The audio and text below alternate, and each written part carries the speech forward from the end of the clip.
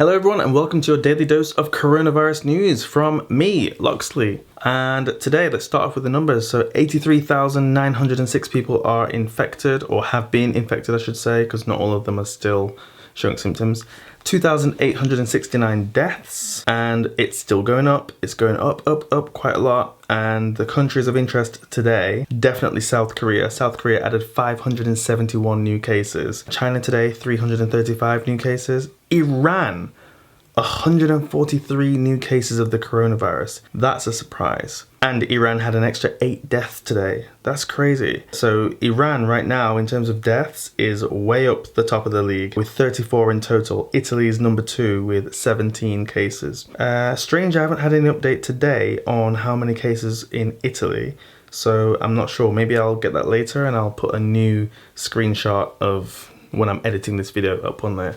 So maybe the numbers will be different as usual. Yeah, I'm very curious about Italy today because Italy is the breakout country in Europe right now, and that should have everyone in Europe a little worried. Some sad news, 2 more deaths on the Diamond Princess death ship, and one of them was someone from the UK, a man. It wasn't one of those 2 that were on the news all the time. They still have the infection, but they're still with us. They're still doing all right. And right now, the coronavirus has infected 58 countries and territories around the world. But don't worry, it's not a pandemic. There's still well over 100 countries left to go before we can declare it a pandemic, you know? It doesn't matter about like what percentage of the world's GDP that's been affected by this. No, it's not a pandemic until it's affected every single country on Earth. And then when the last person standing can hit the buzzer and say, yeah, it's a pandemic with their last breath, then whatever's after humans on Earth will know, there was a pandemic. Every single part of the Earth was infected and everyone died. The end. You know why I think it's important that they do call it a pandemic? It's because there are countries right now that are just listening to everything the WHO says. If the WHO says it's an epidemic, other countries are like, whew, relax. If they say pandemic, they can actually start doing something to prepare. Right now, other countries are sort of like on standby and watching, but no one's actually doing anything to prepare. Not no one, but a lot of countries. In particular, Japan. So Japan had been waiting for a pandemic alert, I think. They're just listening to the rules. They're doing so, they're being such good students, listening to everything the WHO says. And look what's happened now. And same with South Korea as well. Doing everything the WHO says, and then look at what's happened now. They've got like a massive outbreak. We need to forget the WHO, stop funding them, forget about them, and just use our brains and declare it a pandemic, get on with it. Borders cut off, just stop everyone from moving, keep the virus wherever it is right now and deal with it there, stop it spreading further, instead of just allowing everyone to keep traveling for the sake of the GDP. The news is kind of going crazy about the first case in Nigeria. Me too, a little bit, because Nigeria has a large population. I think it's like over 100 million people. Let me just double check. Wow, I'm surprised myself. I thought it was like 100 odd million, but it's actually over 200 million people in Nigeria, Wikipedia. Anyway, so Nigeria is really populated, really densely populated, especially in the cities, and Lagos, Nigeria is crazy populated. And if there's a virus as viral as this one there, then believe me, soon it'll be everywhere in Nigeria. And I'm not sure how Nigeria is connected with other countries in Africa, but pretty soon it's going to be all across Africa. So I guess like the WHO guy was saying, yeah, when it gets out of China, that's what we should worry about. For some of these poorer countries, these really poor countries, not Nigeria, but the other countries in Africa that may not have a very good health system. A piece of interesting news about the coronavirus is dogs can get the coronavirus. Apparently a dog in Hong Kong was tested for the coronavirus and came back weak positive, whatever that means. So more tests will be conducted to see if the dog really had been infected with the virus or if it was just environmental contamination of its mouth and nose. We will see. But that would be crazy. If dogs can get it as well, dogs, cats and pets and everything, that will be crazy. Greta Thunberg is in the UK and she had an environmental rally, and there's a massive crowd in this picture. I guess people in the UK are not too bothered about coronavirus because I don't see many face masks, and she wasn't wearing a face mask, so I guess it's not too much of a thing in the UK right now. There is a shortage now of unspecified drugs in the US. So this is because of the coronavirus and their supply chains being affected. A lot of the drugs in the US actually come from China. So with everyone being out of work and factories only just getting started up again right now, there's going to be a lot of shortages of pretty much everything around the world for probably about half a year, I'd say, because everything shut down for so long. Speaking of shutting down, me, Hillary and Oscar have already been at home for about a month and a bit now, and so far it's been boring. But what's going to make matters even worse is when everyone's going back to work, our housemate will be coming back from his hometown in the north of China, and obviously to live with us. He has his own bedroom on the other side of the apartment, but we do share a kitchen and a bathroom and a living room. So there's a lot of shared space, and we have Oscar. Now, the predicament is our building just sent out a notification. I'll put a translation on the screen. And what it's saying is because there's a lot of people that are going to be coming back from all over China to Beijing, they want to keep the rate of infection down. So what they're doing is they're saying everyone that comes back from outside of Beijing must quarantine for 2 weeks, which is fine. But because we share an apartment, it means that we too must quarantine for 2 weeks.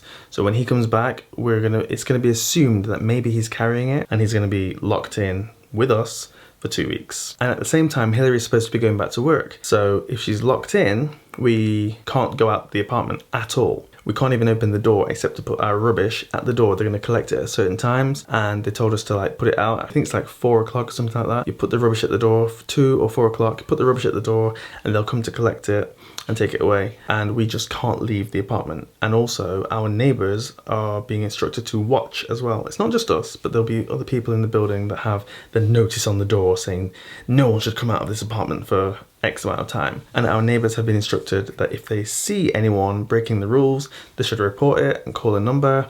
And in some places, they're giving out rewards for people who catch other people breaking the quarantine rules. So right now we haven't got that much of a choice, because the options are if we could stay here and assume that he doesn't have it.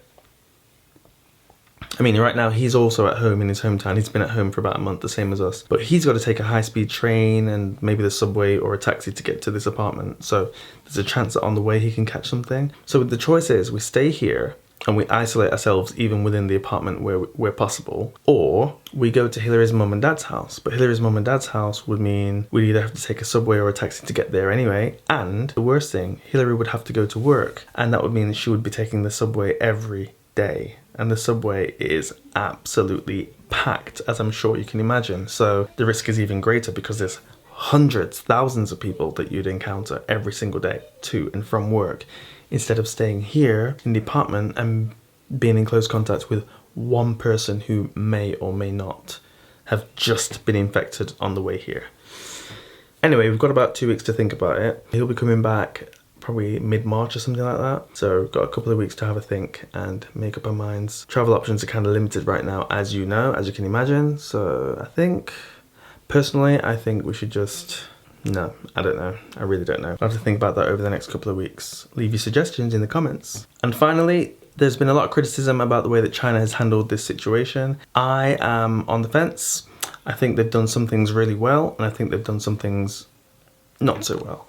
So I'm going to be as neutral as possible in this, partially as well because I'm in China, so I don't want to be criticizing the place that I'm here. So anyway, what I will say is you can have a look at this video, which I'll link to wherever it comes up, I don't know, in the bottom, on the screen, whatever I can do, I don't know. And have a look at this video by Nathan Rich. Nathan Rich is a YouTuber that I've seen quite a bit in the past, and from what I think, I don't know his personal stance, but what I observe from his videos is he's very, very pro-China. So a lot of the things he says are pro-China. There's him, and then there's another two, which is Lowai86 and Serpent ZA. These are two opposite channels. These are two opposites. One side, they hate China, or at least the Chinese government, and one side, he loves China, it seems, and everything about China. So I want to say that I'm in the middle of these two. I can feel things from both sides, and I'm just like, in the middle. But anyway, he did a really good video, I think, about comparing H1N1 to the coronavirus. Take a look, and then let me know what you think. Either on his video, you can just leave a comment, or just come back here and let me know what you think about that. All right, that's all for today. I will see you tomorrow, and fingers crossed, this thing really isn't as serious as I feel it's starting to get. I hope that I'm just wrong, and I hope that everything is just a big exaggeration. But what I'm seeing, I'm seeing a lot of real videos that I won't put in here and I can't talk about, but I'm seeing a lot of real stuff. And you can find it too on YouTube, just have a look. And I don't feel too comfortable about this coronavirus. So, yeah. All right, leaving it there. See you tomorrow.